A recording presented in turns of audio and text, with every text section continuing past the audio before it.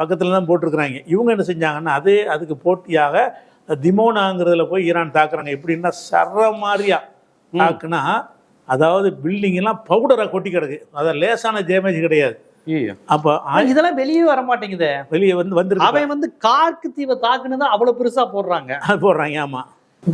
இப்ப Iran Dimona, இஸ்ரேலுடைய Dimona பகுதியை தாக்கி இருக்குங்கிறது அவ்வளவு பெரிய செய்தியா வரமாட்டேங்குது. இப்ப நான் வந்து இந்திய ஊடகங்கள் செய்தியை தானே அதிகம் பாக்குறேன். இது தரக்கூடிய செய்திகள்ல ஈரானுடைய கார்க்கு தீவை 4-5 நாளைக்கு முன்னாடியா தாக்கிட்டாங்க, ஈரானுக்கு பெரிய ஒரு வாரத்துக்கு முன்னாடி தாக்குனாங்க அப்படின்னு சொல்றாங்க. ஆனா டிமோனாவையே வெடிச்சு செதறி பவுடர் ஆயிடுச்சு. இந்த மாதிரி செய்திகள்லாம் ரொம்ப ரேரா தேடி கண்டுபிடிச்சுதான் அந்த மாதிரி செய்திகளை சொல்ல. இல்ல எல்லா ஊடகங்களும் வந்துருச்சு. ஏன்னு கேட்டா, அந்த இடத்துக்கு இவர் நெத்தன்யாகு போறார் சேதமடைஞ்சதுக்கு பிறகு.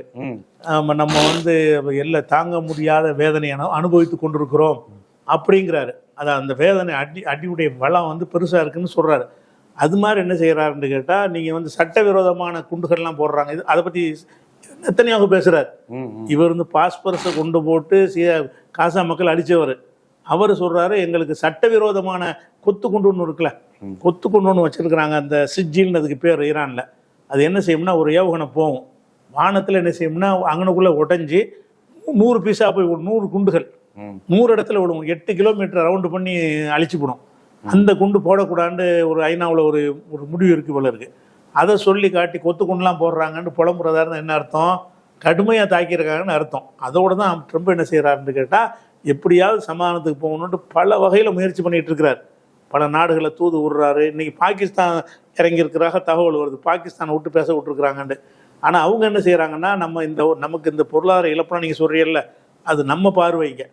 அவன் பார்வையில் ஒவ்வொருத்தரும் தன்னுடைய பார்வையிலும் பார்ப்பான். அவனுடைய நாட்டுக்கு ஒரு சுப்ரீம் லீடராக ஒருத்தர் இருக்கிறார். அவரை புகுந்து அவன் அடித்து அவரை மனைவி மக்களை மொத்தமாக கொலை பண்ணியிருக்காங்க போது, எந்த சம்பந்தமும் இல்லாத 180 குழந்தைகளை பள்ளிக்கூடத்தில் கொண்டு போட்டு சிறுமிகளை சாவடிச்சிருக்கான்னு சொல்லும் பொழுது அவங்க மனசு ஆடுற வரைக்கும் தாக்கத்தான் செய்வாங்க. நம்ம லேசாக சொல்லிட்டு போயிடலாம், எங்களுக்கு பெட்ரோல் கிடைக்கலங்கிறது நம்ம பிரச்சனை. அவன் பிரச்சனை என்னன்னு கேட்டால், நாங்கள் ஒரு நாடாக இருக்கிறோம், ஒன்று சண்டைக்கு நாங்கள் வரல, எங்கள் நாட்டுக்குள்ளே புகுந்து எங்களுடைய ஒரு தலைவரை நீ கொள்ளுவாக இருந்தால் அதுக்கு நாங்கள் சரியான பதிலடி கொடுத்தா நாளைக்கு செய்ய மாட்டேன்.